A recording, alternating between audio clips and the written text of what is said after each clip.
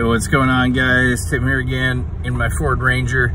We just made it all the way to Florida, buddy. All the way out of Oregon.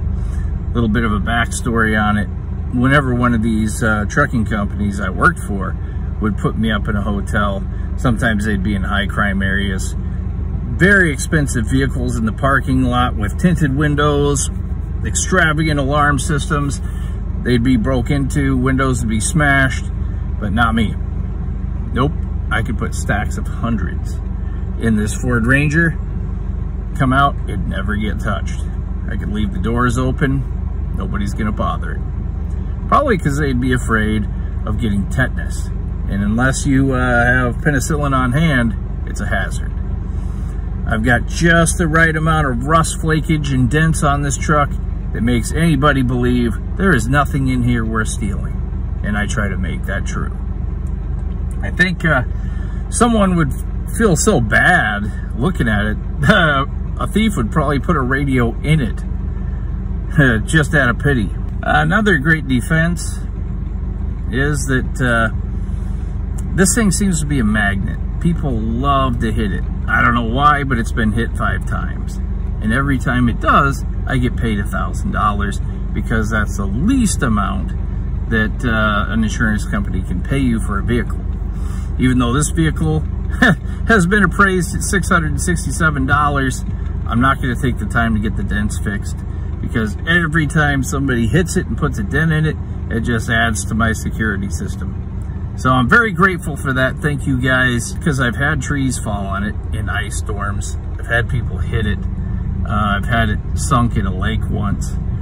And, you know, things happen. Things happen. It's been in hailstorms. The windows broke, as you can see here. A lot of stuff has happened to it. One of the best ones was when I was stopped at a crosswalk and waiting for these people to go by, and there was this baby boomer lady who didn't care about pedestrian right away, so she was going to bust right in, boom, and try to get past me and put those people's lives in danger. And I was like, nope, not happening. So as soon as they got clear, I went ahead and just took off.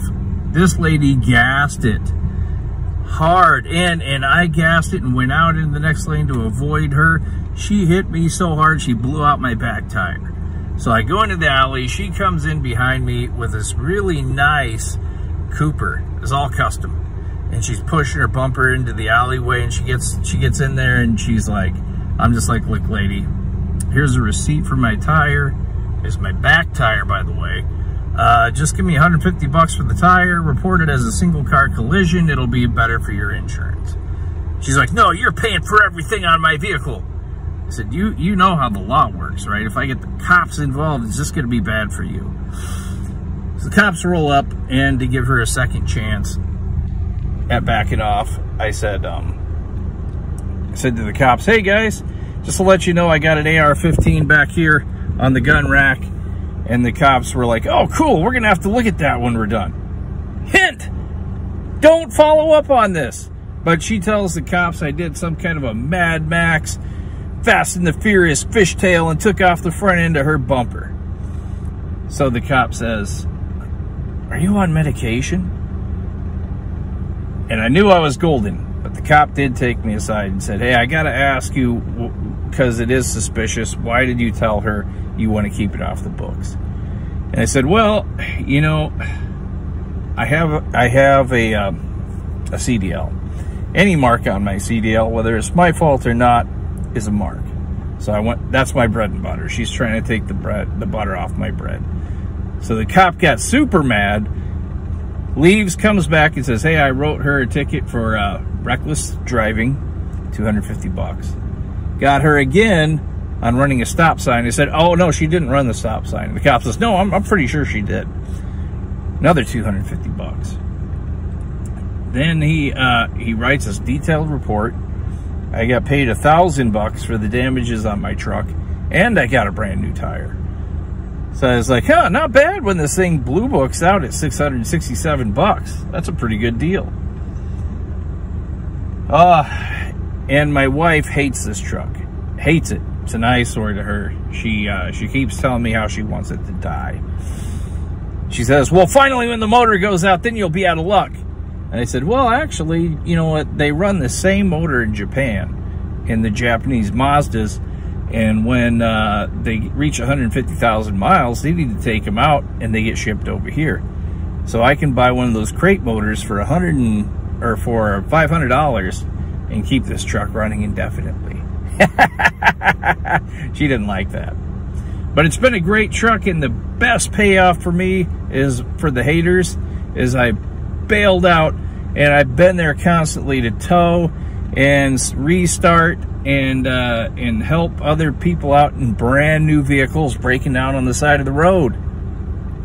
Even though my wife's best friend Dawn was talking smack and saying 1995, that's when my son was born, and I've got grandkids through him. That's how old your truck is. And you tried to go across the country in it? Tried. So here's the story, guys. Here's the story. Come out of Oregon. It's a long drive, right? Now, I got it over here to Florida, and it took more pit stops than Daryl Earnhardt to get it over here, and I almost needed to keep a tab at AutoZone. But you know what?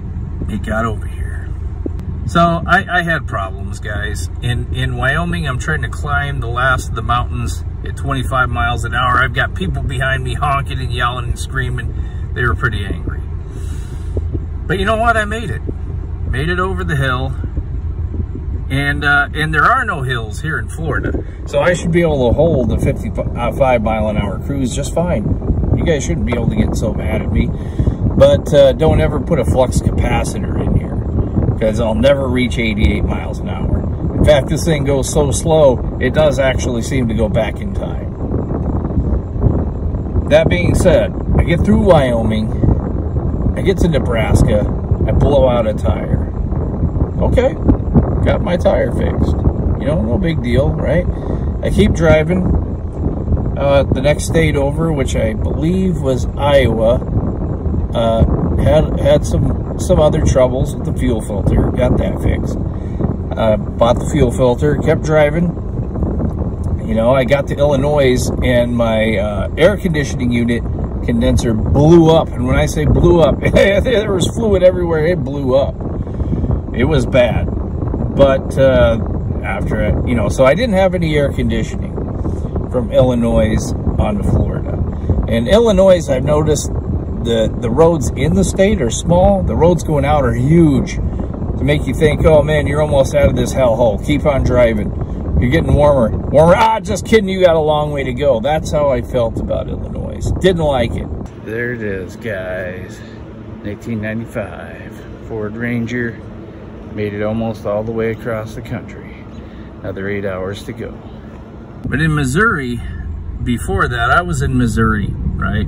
Guys, and I'm parked, and I'm bringing my chickens over here. And I love my chickens. I took good care of them. Plenty of water, plenty of food, and fans in the bed of my truck. So, and it was at night, so they were pretty cool out there. And this lady comes and puts a note on my truck saying she's threatening to tow my truck because there's chickens in it and the truck looks abandoned. So she's going to tow my truck. I had to get the police involved and have them convince her the truck is not abandoned and you can't touch my chickens. I'm not breaking any laws. Leave me alone. And that's why I call that state Misery, not Missouri. Ford Ranger, putting my chickens in danger. And finally, guys, there was Monteagle. And I can't remember if that was Kentucky or Tennessee, but it was every trucker's nightmare over here in that area in the southeast. They are terrified of Monteagle. And my buddy and me were laughing about it because it's just like, what is it, 8 miles of a 6% grade, no sharp turns. I'm like, these guys need to drive in the Pacific Northwest, where it's sometimes 6 hours on a steep decline, ice and snow drifting your truck and trailer combo around corners with chains on. That's Pacific Northwest driving. So Monteagle is, I'm sorry to say, is laughable, guys. It really is. If you guys are sweating bullets over that, don't drive in the Pacific Northwest. But here we are, guys. We made it. We are in Florida, and for all the haters who said I was out of my mind for trying to get this truck over here across the country 3,000 miles, we made it. Oh yeah, we're here. Who's out of their minds now? Because me and Mr. Ford Ranger here, we were so crazy, it just might work. Oh wait, it actually did work. So the word Ranger means something different geographically, guys. So if you're in Texas, it's Chuck Norris. If you're in New Mexico, it means the Lone Ranger. If you're in the PNW, it means a guy in a green suit who comes by with a ruler and measures your fish. And if it's just short, like his manhood, he writes you a ticket. In Yellowstone, it's the guy who keeps people from getting mauled by bears and gored by bison. But we're not talking about any of those type of rangers, park rangers, none of that. Lone Rangers, none of that. We're talking about the Ford Ranger, and that's the story.